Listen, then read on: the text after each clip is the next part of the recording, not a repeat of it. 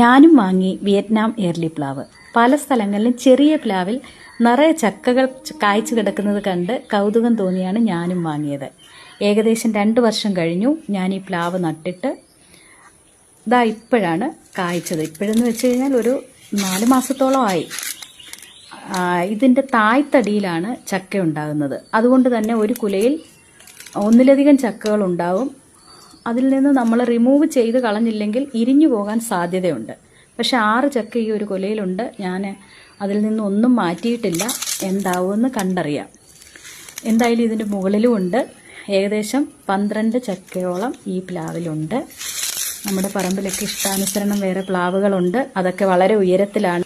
ഇത് നമുക്ക് കയ്യെത്തും ദൂരത്തിലായതുകൊണ്ട് ആരുടെയും ഹെൽപ്പില്ലാതെ അടർത്തിയെടുക്കാൻ കഴിയും. അതുപോലെ തന്നെ ഇതിൻ്റെ ചക്ക പഴുത്തത് നല്ല ടേസ്റ്റാണെന്ന് കേട്ടിട്ടുണ്ട്.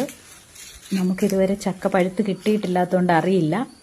ഒരു ഇടിച്ചക്ക തോരൻ വെച്ചിരുന്ന് അത് ടേസ്റ്റി ആയിരുന്നു. അതുപോലെ തന്നെ ഇതിൻ്റെ ചിപ്സ് ഉണ്ടാക്കാനും നല്ലതാണെന്ന് പറഞ്ഞ് കേട്ടിട്ടുണ്ട്. നമുക്ക് പിച്ചിയെടുക്കാൻ പാകത്തിൽ തന്നെ ദാ ഇങ്ങനെ ചക്ക നിൽക്കുന്ന കാണുമ്പോൾ നമുക്ക് ഏത് നിമിഷവും തൊടാൻ പറ്റുന്ന രീതിയിൽ ഇത് നിൽക്കുന്ന കാണുമ്പോൾ തന്നെ ഭയങ്കര സന്തോഷമാണ്. ഇത് 2 വർഷത്തിൽ കായ്ക്കുമെന്നൊക്കെ പറഞ്ഞപ്പോൾ എനിക്കൊരു ചെറിയ വിശ്വാസക്കുറവുണ്ടായിരുന്നു. എന്നാൽ ഇപ്പോൾ അതെല്ലാം മാറി.